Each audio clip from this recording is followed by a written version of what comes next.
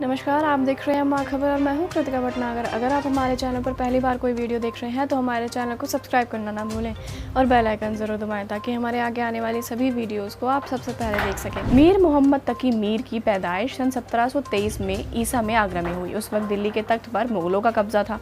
मीर का बचपन अपने वालिद ने देख रेख की बहुत ही नाजों से गुजरा। उनकी वालिद का कहीं कोई जिक्र नहीं मिलता। इस वजह से वालिद से बहुत लगाव था।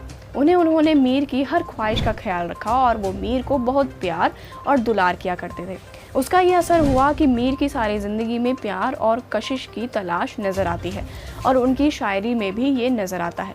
सब कुछ बड़े ही इत्मीनान से गुजर रहा था, मगर खुदा की कुदरत के आगे किसी की न तब चलती थी, न अब चलती है और न आगे चलेगी। जब मीर महज 11 साल की कमसन उम्र में थे तो उनके सिर से उनके वालिद का साया भी उठ गया और नाजुक से मीर के कंधों पर 300 रुपये का कर्ज आ गया। खानदानी मिल्कियत के नाम पर बस कुछ किताबें थीं जो रह गई थी मीर के पास। जैसे तैसे उन्होंने ये कर्ज चुकाया और 6 साल तक आगरा में ही रहे।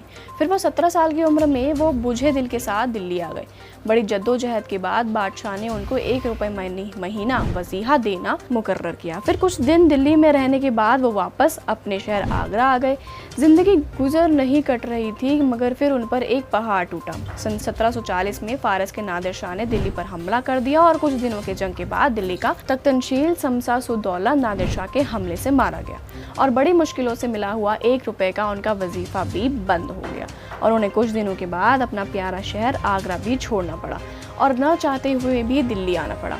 दिल्ली अब पहले जैसी बिल्कुल ना रह गई थी। हर जगह उजाड़ हो गई थी। दिल्ली के चेहरों पर जिंदगी की कोई निशानी नहीं थी। नादिर शाह बेहद ही जालिम था। उसने पूरी तरह से दिल्ली को बर्बाद कर दिया था। ऐसा कहा जाता है कि नादिर शाह ने अपनी मौत की झूठी खबर दिल्ली में फैला दी थी, ये देखने के लिए कि लोग उसके मरने की खबर सुनकर क्या प्रतिक्रिया देते हैं। वो इस बात को जानना चाहता था। उसको यहाँ कोई पसंद नहीं करता था। सब उससे डरते थे, उसके सामने उसकी तारीफ़ किया करते थे और उसके पीठ पीछे सब उसकी बुराई करते थे, उसके मरने की दुआई किया करते थे। और ऐसा हुआ भी। जैसे जैसे मरने की खबर दिल्ली की गलियों में फैलने लगी, सबके चेहरे खिलने लगे, सारे लोग खुशियाँ मनाने लगे। मगर ये खबर थी तो झूठी। नादिर शाह ने जब ये देखा कि दिल्ली के लोग उसके मरने की खबर सुनकर बहुत खुश हो रहे हैं तो सारी दिल्ली में त्योहार जैसा माहौल है और उसको बहुत गुस्सा आया। उसने अपने सिपाहियों को हुक्म दिया कि जो जहां दिखे उसको वहीं कत्ल कर दिया जाए।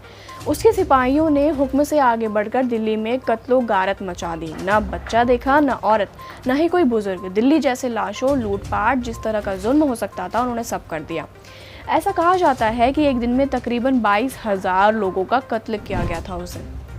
मीर की ज़िंदगी कोई करवट लेती उससे पहले कोई ना कोई हादसा गुजर जाता। वो दौर था जब लोग शायरी बहुत पसंद किया करते थे। शाही दरबारों में शाही शायर हुआ करते थे।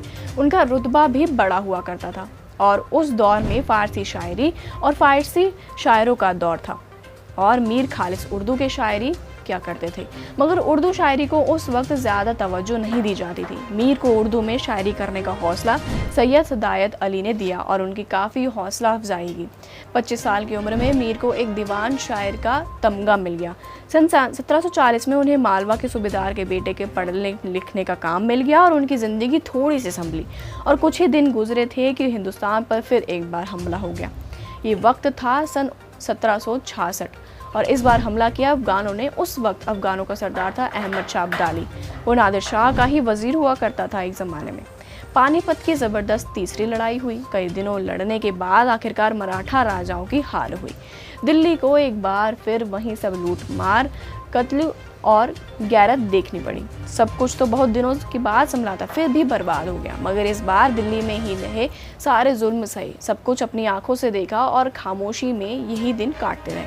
अहमद शाह अब्दाली के हमले के बाद मीर अशरफ-उद-दौला के दरबार में लखनऊ चले आए और अपनी ज़िंदगी के बाकी बचे दिन उन्होंने यहीं बिताए। सन 1810 ईसा में मीर ने इन फ़ानी दुनिया को अलविदा कह दिया। उनकी लिखी गज़लों का 6 दीवान है, जिसमें कुल 13 लाख दोहे हैं, जिसमें से हर किस्मत जैसे गज़ल, नज़्म, मुस्नबी, कसीदा आदि शामिल है। मीर को ज़्यादा शोहरत उनकी किताब कुलियात ए मीर से मिली, जिसमें उन्होंने उर्दू के सहारे गज़ल को नई सूरत बख्शी। उन्होंने फ़ारसी के शब्दों और फ़ारसी के मुहावरों को, कहावतों का उर्दू के साथ बखूबी इस्तेमाल किया। उर्दू जिसे उस वक्त रखा के नाम से जाना जाता था या हिंदवी भी उर्दू का एक नाम था। जिससे उनकी शायरी को एक नया मुकाम मिला और आने वाले कई सदियों तक शायरी लिखने वाले और शायरी पढ़ने वालों को वो रोशनी दिखाती रहती थी। तो यह थी हमारी आज की वीडियो। उम्मीद करते हैं आपको ये वीडियो पसंद आई होगी। तो इसे लाइक करें, कमेंट करें, शेयर करें और बने रहिए महाखबर के साथ।